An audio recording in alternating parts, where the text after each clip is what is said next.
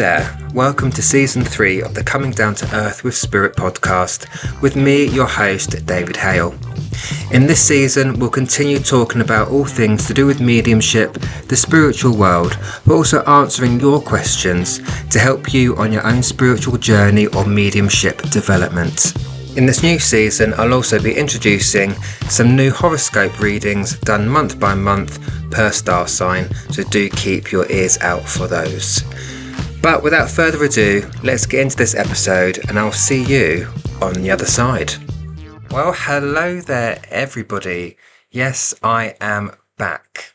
Firstly, Happy New Year. Can you believe it's 2025? And I hope you all had a wonderful Christmas in whatever way, shape or form that took, whether it was spending time with family or getting shit-faced or eating yourself until you're sick, whatever it might be, as long as you enjoyed it, that's the important thing.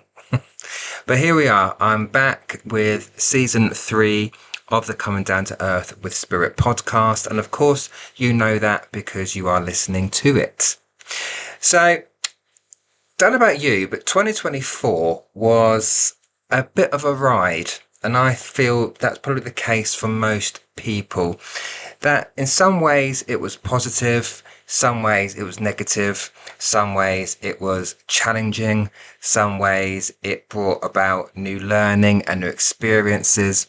So it was a little bit, it wasn't necessarily consistent, I guess is what I would say, in my case anyway.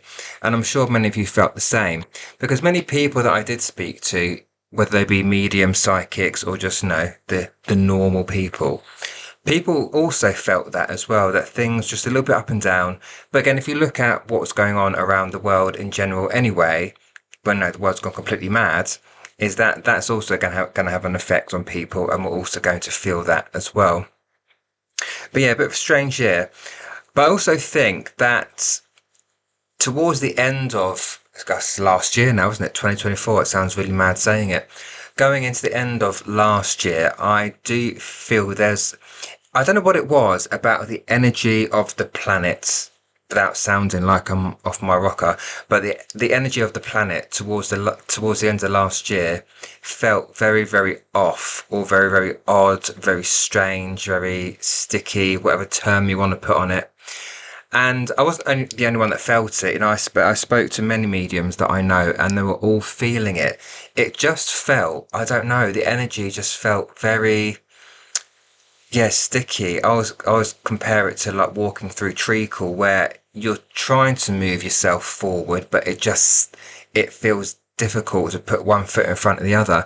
Even doing demonstrations or private readings, I don't know, something about the energy, the connection just didn't feel like it usually would. It just felt tough. It felt hard to communicate with spirit. It felt a bit sticky. Feel the feeling of being a little bit all over the place. I don't know what it was. And I hope that going into 2025, that will change, which I feel it will, but we'll get more about that.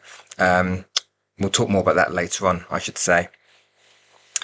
So, let's talk about 2024, and hopefully by talking about my experiences through that year, hopefully you'll be able to take something from this as well, or it will just open your eyes, open your mind to actually thinking about certain things which you've been putting off thinking about. Maybe you'll start reflecting on things to see what you can learn from your own experiences in 2024. So for me, I thought, 2024 was going to be off to a very good start, because myself and my partner went to Thailand for nearly 3 weeks in January. So we were actually out of the country for the majority of January anyway, which was actually quite nice.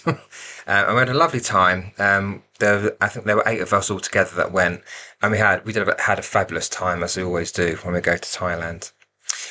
And anyway, I got back, and actually, before I go into the next part of this story, I am a private person. Now, I don't tend to talk about everything in my private life because, there are other people involved, like my partner, my family, and things like that.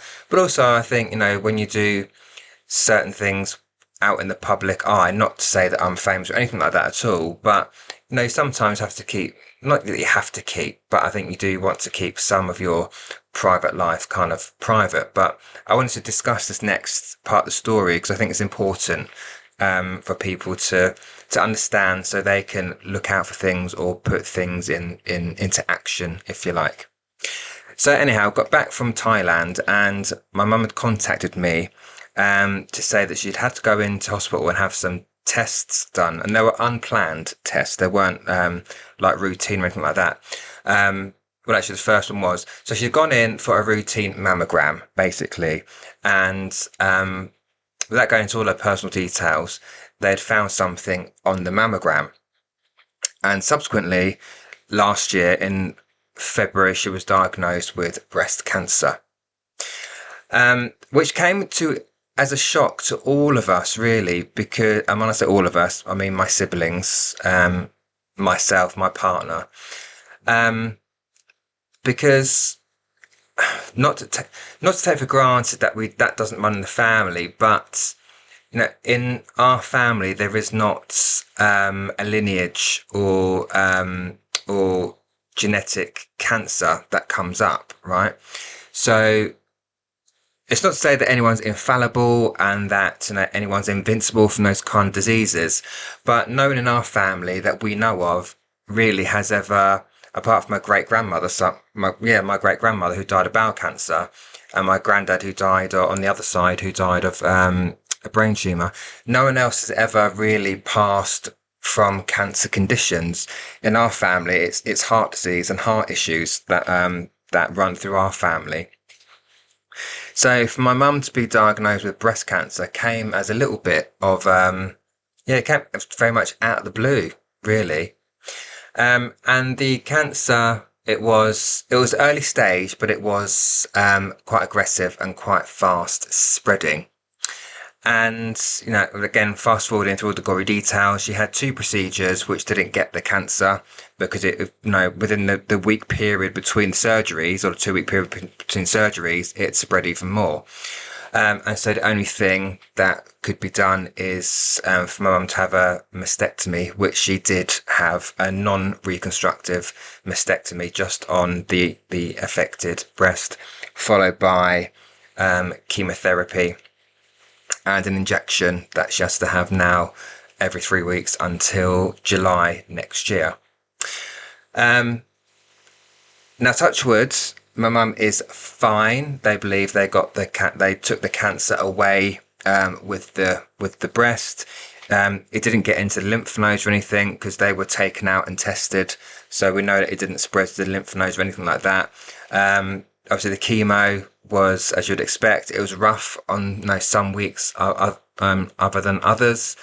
But what we understand is that the cancer has gone. They acted very quickly, and so again, touching all the wood I can find that's around me, that at the moment she feels good. The hair's growing back. She feels relatively healthy. No side effects from the injection that she's having every 3 weeks. So that's the positive part. But I've not necessarily publicly spoken about that. I think because, one, it's mum's privacy, obviously. But again, I'm not one of these people to go on Facebook or social media and tell the world about my life and what's going on in it, because actually it's no one else's business, really. And I just, I see these posts from other people say, "Oh, I've just got up today and I'm having a cup of tea." I'm like, okay, if that makes you happy, then that's fair enough. But why tell me about it? Do you know what I mean?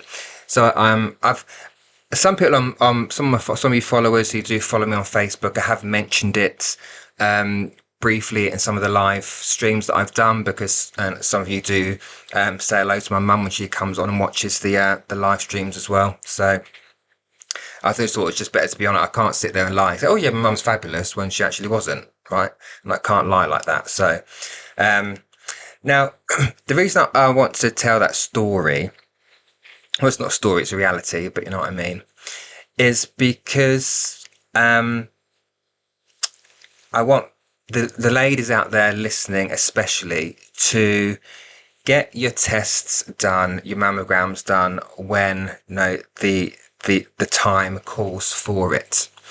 Because previous to this routine mammogram, because mum's over a certain age, the previous two she didn't go for because other situations, circumstances which were happening around the time.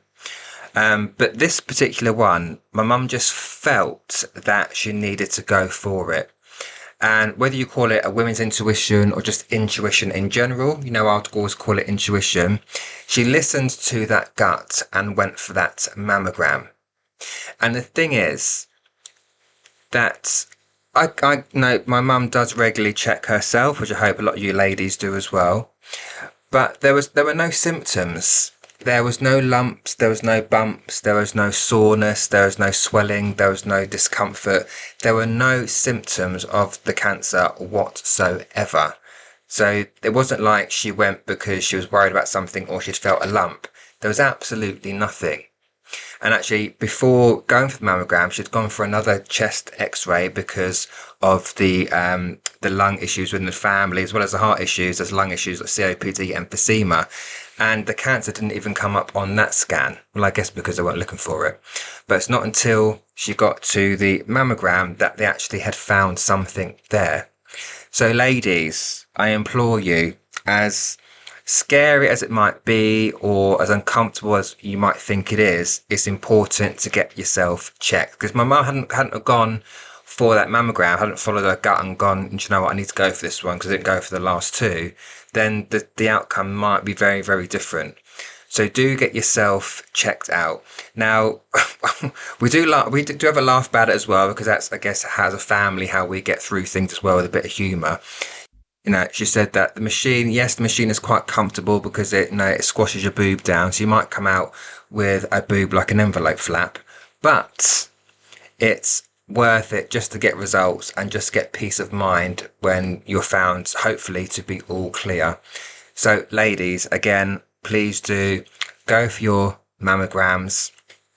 Do get yourself checked. Don't be embarrassed about this. I know it's easy for me to say because obviously I don't have boobies, but it can save your life having those checks. And mum was very lucky in the sense that she did go for it. She got it checked. She got the results pretty much straight away, and everything was dealt with very, very quickly. So the hospital in Luton and the cancer unit there dealt with it all very, very quickly. And I think she was diagnosed, and then within I don't know if it was like 4 or 5 weeks, it was gone. She had all the surgeries and mastectomy and everything else. So it was done not a bit too quick, but it was in a very short space of time anyway. So do go and get yourself checked if you do feel the need.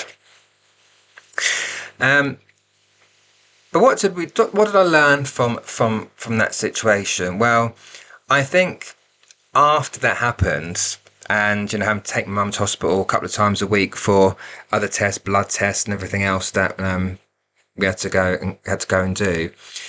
I think when something like that happens in your family, especially when it's your mother or a parent, you do start looking at things differently. And I don't want to sound like a tired old cliche, right?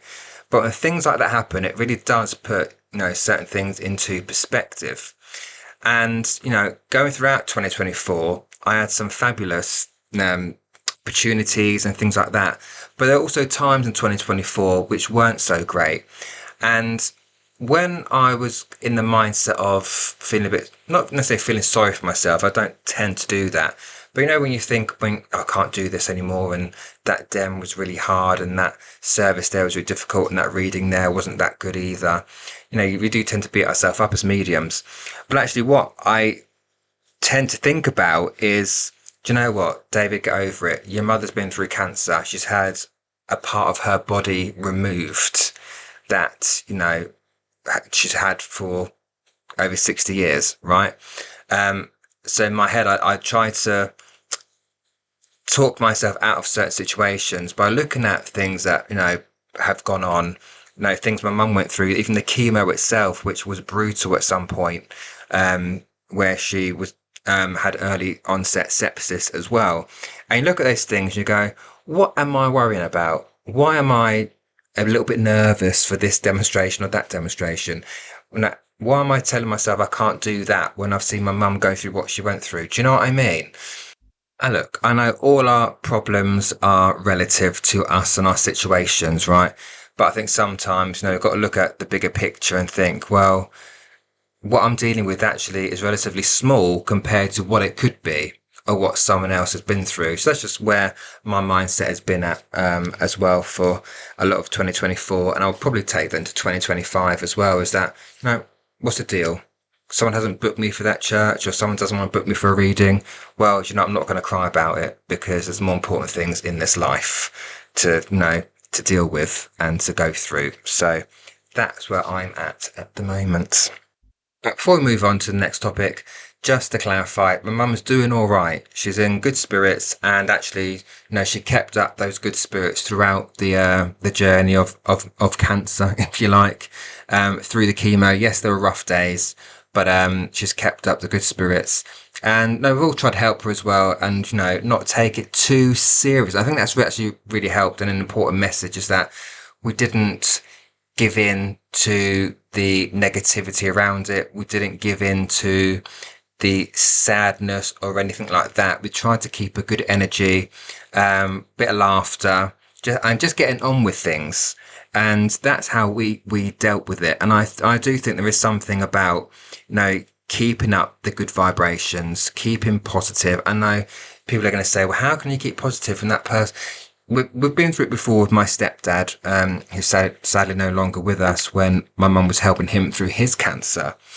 And so we kind of, I guess, just, again, as a family, we know what it's like to see that and to have a loved one go through that before and know how to change it maybe differently this time. But actually, even last time my stepdad was going through the cancer, always kept a good humour as well and didn't give in to it. So, and we did the same this time. And I think that's really helped. So I think, humour is really important. And those of you that do watch me work, that I do work with humour, because at the end of the day, that lifts the spirits. It takes your mind off the negativity, and it just keeps things light, which I do believe helps with the healing. If you are too stuck in this energy of sadness and what if this happens, what if that happens, which you're naturally going to think about anyway, or you're stuck in the energy of the negativity, then that's not going to aid in any healing at all. It's actually going to make it worse. And talk about the healing, it's just a thank you to everybody who did know about my mum's cancer, who sent out that healing. So I know some of you followers were aware of it, and I know you did send out that healing, the absent healing, and I do believe that helped, because actually the side effects and all those things could have been a lot worse. And so I feel in some respects, although she had some really rough days, I don't think she experienced some of the real downsides of the chemotherapy and whatever else like some people would. And I do feel that's because of all the healing that I know that was sent out, because people would tell me they'd sent it and they put her name in the healing books, different churches around the church that I serve, I should say. So yeah, a deep thank you for all the healing that was sent out as well. Please continue it, not just for me, but for everybody, because as we know, the world has gone completely mad with a number of different things going on around us. So I think healing does really help. So again, thank you very much. Right, let's move on to other things I want to talk about. So 2024, aside from that situation, which obviously was not the best, I did have some really great experiences in 2024. It was a continuation of platform mediumship, which I started doing early in 2023. So actually, I can't believe it's going to be 2 years in April that I started doing platform work and demonstrations in public, like so in churches and centres and things like that. I don't know where those 2 years have gone, really. So it's been a continuation of that. I've been lucky enough to work in some fabulous spiritualist churches and centres, invited to do some private events as well. So, 2024 in that sense has been a great year of learning and further development for me. Trying to get more comfortable on the platform, on stage, trying to get more comfortable in that kind of scenario, because it's not easy, I'll tell you, to stand on a platform with God knows how many people looking at you wanting a message. So it can be a scary place to be. And actually, do you know what? I'm still finding my feet with it. I'm still getting used to it. Hopefully I will at some point, but it's been a positive experience as a whole in general, because I've met so many different people, and I've had some fabulous audiences, some lovely feedback, and some learning experiences there as well. So I'm going to talk about this, and I know I've briefly touched on it in some of my Facebook Lives that I've done, the very few that I've done in 2024, just through being busy and everything else going on. But I had an experience doing a public platform demonstration, which I never want to do or experience ever again. So I'm going to talk about it very honestly. And give you the grisly details about it. And my hope is that this account of my experience will encourage budding mediums to do things differently, to look at different things, to consider different things before saying yes to everything. But also for those of you who do go and watch a lot of demonstrations, who I trust are respectful people. I trust that you are, and that's probably why you're listening to this podcast anyway, because you're genuinely interested in mediumship. And if you're not, and you're maybe on sitting on the fence about things, hopefully this will educate you in what to expect at a demonstration, but also explain what the etiquette is if you go to watch a medium demonstrate. So I've been booked by an agency to do a private event at a holiday park in the southeast of England. I'm not going to give you the name of it, just out of respect for the venue itself, because it wasn't the venue that upset me. It was the people that were within it on that evening that did. So I'm going to be very honest with this account, all right? It's not to offend anybody who was there, but it's just my honest feelings about my experience of this place. So anyway, I was booked for it, and to be clear, it wasn't for the holiday makers. It was for the people who owned the caravans on the caravan site, or the proprietors, or whatever it is you want to term them as. And I didn't find out until a day before that it was actually a ladies' night, which was a bit strange to me, because in my past life, my real life, when I was doing drag, we did ladies' nights, and at ladies' nights you'd have drag queens, strippers, comedians, or whatever else, not a medium rocking up talking to dead people for them. So it's a bit strange to me, but I thought, no, fair enough. And so, aside from the fact it should have taken us just over 2 hours to get there, it took 3.5 hours to get there, which I'd already put my mind into a negative space. We got there, and obviously it was full of ladies. It was a ladies' night. There's about 80 of them, already drinking. Some of them were absolutely pleasant. They were lovely, and some I could tell not so much. Anyhow, without going through all the gory details about it, I knew as soon as I stood up in front of this audience, which wasn't like seated like a theatre. It was in a bar on the holiday camp. So you had like little booths around the corner, and people sat at the bar. Some people sat at the other end. So it wasn't like, you had an audience sat in front of you. I had to move about to actually see people as well. So they gave me a microphone, which kept cutting out, which did not help. And I knew as soon as I started that there were skeptics in that audience. I could tell straight away. So I did call that out in my introduction.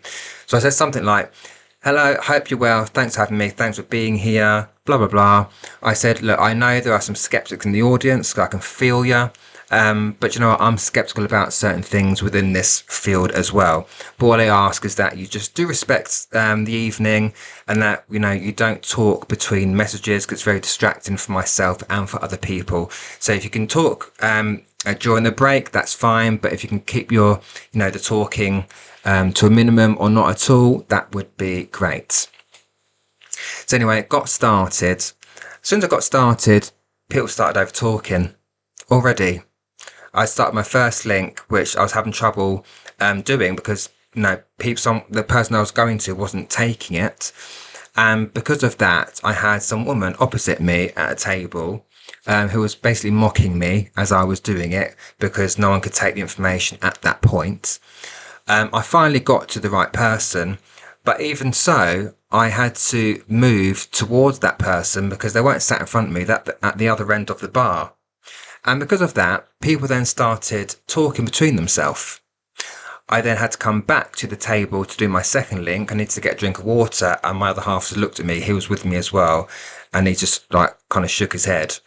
Then did my second link, and again, the same thing. People were over talking. Now, at this point, it started to affect my link to spirit. And this is important for those of you who are learning platform work or are developing mediums, is that our mind is so important. It plays such an important role in mediumship that if we block ourselves or we feel blocked because of other people's attitudes and behaviors in your audience, that can have an effect on your mediumship. And in that moment, you do start to panic a bit because you think, I can't get the link and I'm going to look really stupid stood here. I've already got people mocking me, not understanding what I'm doing or believing in what I'm doing. And so you start to get yourself into a bit of a panic. But don't. It doesn't mean that you're shit and that you're no good. It's just simply that your mechanic is being affected because of the attitudes of other people. Bit like life in general, right? You try and do a good job, and if you're being mocked about it, you start to question yourself, and that blocks the communication to spirit, which is what was happening to me. So I stood there feeling a bit like a fraud, actually. I'm very honest. I felt like I was a fraud because I was having trouble continuing that link. Anyway, got through that second message, went back to the table behind me where my other half was, took another sip of water, and he looked at me and said, this is a disaster, isn't it? He said, these people are really disrespectful. I had a woman, actually, who was sat in a booth next to me with her head in her hands, not because of me, but because of the attitude of other people in that bar, that should genuinely come for mediumship. But she was almost like so embarrassed for the behaviour of other people. So anyway, I had enough by that point, and I was only 2 messages in, right? And I was there for an hour and a half with a 15-minute break. So before I got to my third message, I thought, you know what? I've got a gob and I will use it. So on the microphone, I called them out and I said, right. I said, before I go on to the next message, just so you know, you have got a 15-minute break after this. You can talk as much as you like. But actually, I find some of you really disrespectful because there are people here that are here to communicate with their loved ones in spirit. I said, you don't need to be here. I said, the door is there. You can leave if you like, or you can wait until the break and then go or have your conversations then. But I said, for the moment, if I could ask you just to shut up while I'm delivering a message, that would be fabulous. And the woman next to me who had her head in her hands earlier, she said, yeah, you tell him. So that felt quite nice. So I did my third message and I said, that's it. You can now go for your break and talk as much as you like, and I'll be back later. And I went back to my table, obviously switched the microphone off, and I said to my other half, I don't want to go on for the second half. So that I said, it's so disrespectful. I can't do my job properly when I've got an audience of people talking over me. A drunk woman in the front who walked past me in front of me as I was talking to someone on the microphone. And that really said it all to me. So again, I was sat down and I really didn't want to go on for the second half. I know I was contracted, but I thought, you know what, I could just put this microphone down now and just walk out, because this situation is just, it's horrendous. Then I had 3 ladies come up to me during the break and said, I'm really sorry for the behaviour of other people in this place. And bear in mind that no, not everyone knew each other. They might have owned the caravans on the site, but they didn't all know it. They weren't all friends with each other. And one of them did say to me, "Please don't leave." And she obviously picked up on something, because I didn't say anything publicly like I want to leave now. I just said it to my other half, sat down, and she said, "Please don't leave," so that I could understand why I'd want now just to say, "Do you know what? Fuck it, I'm done and I'm going." She said, "Please stay for those people that did genuinely come for the evening." And so anyway, I did go on for the second half, and actually when I went on for the second half, the first thing I said was, "Right, you've got half an hour left, and you're free then to do whatever you like, so it'll be a very short half." And some people were disappointed. I heard them go, "Oh," because they wanted me to stay longer and and do the evening. But by that point, my hour and a half was up and I was out of there. So anyway, I did the second half of the 3 messages, and I'm glad I did them, because those 3 messages that I gave, I was quite on point, and those people really needed to hear those messages. So I did ride it out, and I did push through it. But as soon as I was done, microphone was down, got my stuff together, and we left and did 2.5 hours to drive home. And I'm going to be very honest and say, on the way home, I seriously considered cancelling every single demonstration that I had after that. For any churches or centres, I was very close to saying, "Do you know what, I'm not doing this anymore. I'm cancelling all my future bookings." And I've got bookings all the way through 2025, right? But it affected me that much. And look, some people might say, we go through these situations. Yes, but you weren't actually going through it yourself. If you were there in that situation, maybe I'm just oversensitive, I don't know. But it was an awful thing to experience, again, to the point where I was just going to cancel everything and just not do it anymore. Because I think that, one, as I said to you earlier, that as I was stood there, I felt like a fraud, because their behaviour had affected my link to spirit. And I thought, I can't do this. How can I do this job when I'm allowing these people to affect my link to spirit? And I just wasn't feeling into it properly. And so I felt like a fraud. I thought, why am I doing this? I'm not doing this if this is fake. If I can't get my link to spirit, why am I bothering? So that really did affect me. And also I just thought, I'm not in it for this. If you're coming to a demonstration, whether you believe in this or not, have respect. And in my mind, I was like, well, what if I do this again? What if I do another public event and the same thing happens? How am I going to feel then? Is it really going to affect me even more than it is now? So it was just an awful, awful situation. And then, after a few days, I was in my head about it, and I was almost panicking about other events that I had coming up in churches, because I thought, what if that happens again? And it just, for whatever reason, just really affected my mind. Maybe it was just getting to the end of the year where I felt the energy was changing and things just weren't feeling as smooth or going as smooth as I usually would. But I was in my head and having a conversation with Spirit. And I didn't blame them, because it wasn't Spirit's fault. It was just what it is on that occasion. And Spirit come back to me, and they reminded me and said to me that, "David, however you performed that evening would not change the outcome of what happened." And I thought, and maybe that's an important message for some of you guys to hear, is that I did my best. I did what I could with the situation that I was in. And even if I was absolutely fabulous, which I wasn't, I will say that as well, I wasn't fabulous. It wasn't a fabulous evening for me. But even if I was spot on and fabulous, it would not have changed the attitudes of some of those people in that room or the outcome of that situation. And when I had that put in my mind, I was like, okay, that's correct. You're going to win some, you're going to lose some. Hopefully you win more than you lose, obviously. But actually, it wasn't necessarily me. It was the attitude of those people. And then from that situation, it really made me think about what kind of venues that I want to do in the future. It really made me reassess what types of places that I want to serve going into 2025 and beyond. And also realise that spirits don't mix with spirits, because some of those people in that room were shit-faced. basically, and they were there just to get drunk, which doesn't really make sense to me because, they had to pay for a ticket. They didn't get in for free. They paid for an event they didn't want to go to. So that doesn't make sense to me either, but that's their business, not mine. That's their money, not mine. I still got paid. So I came to that realization that there's just some situations and some venues, I guess, if you want to call it that are not conducive to spiritual work or to mediumship. And so it made me recognize that I never want to do an event like that ever again. I told the agency, please do not book me again, because they just book holiday parks. I'm not going through that again.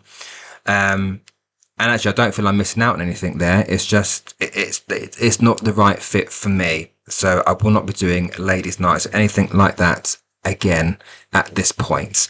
I tend to say never, but that situation I never want to go through ever again. So, but you do. I think when you go through certain experiences, you do start to realise and recognise that there are I've always said there's a time and place for mediumship, and that was not the place to do it, because it wasn't like it was a spiritual organisation or someone that organises spiritual events. It was just an agency that were looking for some entertainment for this ladies' night. And you know what? I'm not it. I'm not the entertainment. If you can't be respectful, then you're not getting me. And that's it at the end of the day. So if you are going to be sat in the audience, and even if you don't believe, just be respectful. Just keep your gob shut. If you've got nothing nice to say, shut up, basically. Right? Because it's not easy to stand up in front of a group of 80 people to do a demonstration in front of that kind of audience. So I will say not everyone there was horrible. There were some really nice ladies there who really showed empathy and compassion to me as well. And I got a message, I think the day after, 2 days after, from a lady who was there, who said, I apologise for everyone's behaviour. I thought they were really rude, but thank you for your message and keep on doing what you do. So that was actually a nice little reaffirmation, I guess, for me to keep doing it. Because I did say to Spirit, if you want me to continue doing this work and continue doing events like that, then you need to give me some kind of sign. Because at the moment, I'm at the point of going, I'm not doing it anymore. And then that message came through, and then another booking come through for something else. So I was like, okay, I'm being told to keep on going. So I pay attention to that kind of thing. So yeah, that was a big learning lesson in 2024. It certainly opened my eyes to some things. But again, I guess, you could look at it in the positive way of, if I didn't go through that experience, then I wouldn't have the clarity now that I have, knowing what I do want to do and what I don't want to do going into 2025. And that's another thing to talk about, really. I am, again, having to reevaluate things. Things are changing, I feel, in 2025 for everybody. I don't know why, but in 2025, I'm just drawn to this thing of change. And I just feel like 2024 has been a rough ride for a lot of people. But I do feel that 2025 is a year of change, but only we can change certain things, right? I'm not saying change as in, everything's going to be rosy and it's going to be lovely and beautiful, and we're going to be evolving to this, that and the other, and it's going to be magic. It's going to magically appear for us all. It's not like that at all. I think things need to change, but the only way we can change things is by putting things into place ourselves. And I think that's an important thing to say to everybody, is that if you want to make change in 2025, you've got to do it yourself. You've got to put the work in. If you don't like something that happened in 2024, whether it be one thing or multiple things, you've got to change it going into 2025. Don't let it follow you into this year. You've got to change it. So that's what I'm doing. So things will change slightly for me in 2025. Having done platform work now for 2 years in many different churches and centres and that kind of thing, in 2025, again, just being very honest, I will be reevaluating the places that I will be serving in 2025, evaluating what distances that I want to travel for certain things. And actually, only a couple of weeks ago, I had someone message me from a church past London way, asking me if I would serve them because I've been recommended by another medium, and I had to decline it because it's a 77-mile trip one way. So 115 miles round trip. And, with the economy as it is, with things constantly going up in price, and I haven't changed my prices for 2 years, I have to reevaluate how I can live and how I can survive as well. And so those venues that are a bit too far out, I won't be doing services for. If there's special events, like Friday night specials or Saturday specials or things like that, then potentially yes, if it works out economically for me, right? And it's not to say it's all about the money or whatever, but you know what? We don't, as mediums, we don't live on fresh air. We have bills to pay as well. And so looking at, what I've achieved in the past 2 years, let's say, even from a financial point of view, I can no longer work on a loss in 2025. So I will be being quite particular about where I work in 2025. And I may also be changing a few things within my work. So I may be renting a room this year as well. There's a reading room and a healing room at a local crystal shop that's around the corner from me. And hopefully I'm going to be working from one of those, even both of those rooms into 2025 as well. This year, that'll be another change for me, is to work from an actual room and not from my home.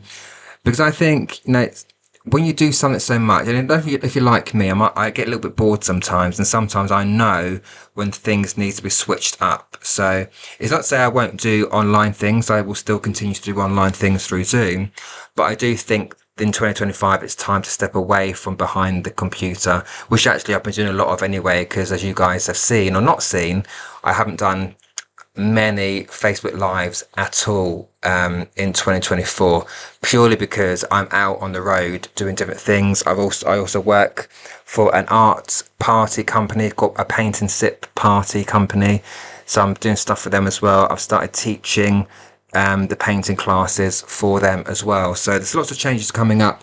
But yeah, hopefully I'll be renting a healing room to start doing that first. So if you're in the Aylesbury area or Buckinghamshire area and you want some healing, spiritual healing, energy healing, a bit like Reiki, it's not Reiki, but it's similar. I should be working from a room in a shop, in a crystal shop, hopefully. So it's got a nice energy around it. It's not just a shop. It's a shop that sells, the crystals and candles and other witchy things and whatever else. So it's a nice space to be in. So that'd be something different as well. Obviously, the podcast, as you're listening to now, that's come back this year. That's another new thing. Also doing tarot horoscope readings every month as well, per star sign. So 2 star signs per month. I'll be doing them as well. So yeah, so lots of things coming up. And really, I think what I suggest to you guys is to not just let 2024 pass you by and not learn anything from it. I think one thing we don't do as humans enough is to reflect on what we've been through, what we've achieved, what we haven't achieved. And I think that's an important thing that we do that in order to make those changes in 2025. Even look at the painful things or the really shitty things that happened.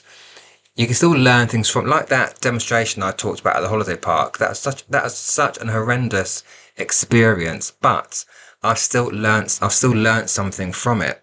And that's what I would say to you guys as well, is to really look at, okay, what did we achieve? And even if you didn't, it doesn't mean it's a failure. And I think sometimes as humans, we beat ourselves up because, if you set yourself a goal at the top of the year and then didn't achieve it, it doesn't mean that you're a failure or you failed at it.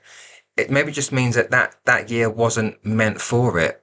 So for example, if you set yourself, I don't know, a New Year's resolution or a goal at the top of 2024, but didn't quite manage to achieve that goal in 2024, it doesn't mean that you failed. It just means that maybe there are other more important things in 2024 that you had to deal with, you had to go through to make way a better space and a better energy for it in 2025 for that goal to then happen.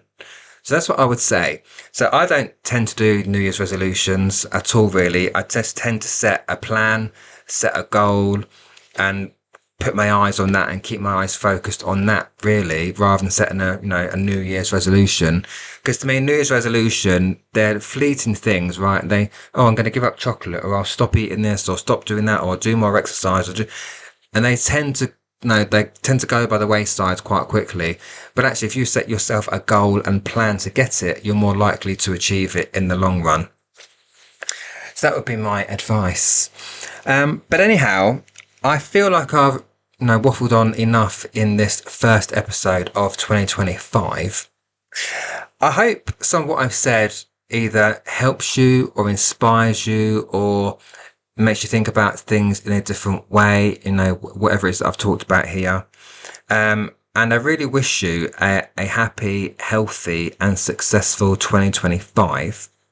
Now, you're going to hear the outro in a second, which is going to ask you to review the podcast, share it and whatever.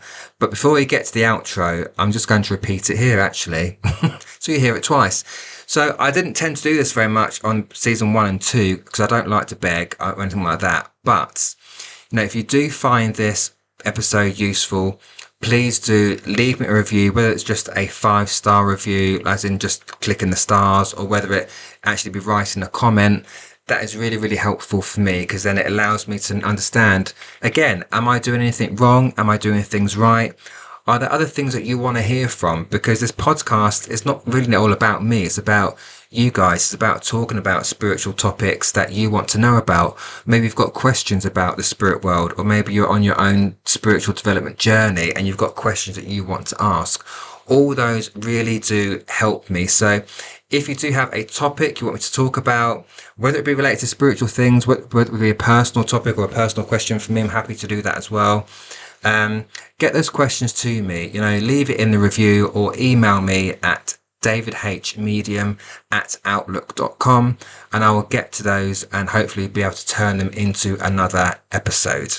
But it does really help. And also, if you share it out to people, if you know people who want down to earth, honest talk about mediumship, not the fluffy stuff, because I don't do that, then this podcast will be for them as well.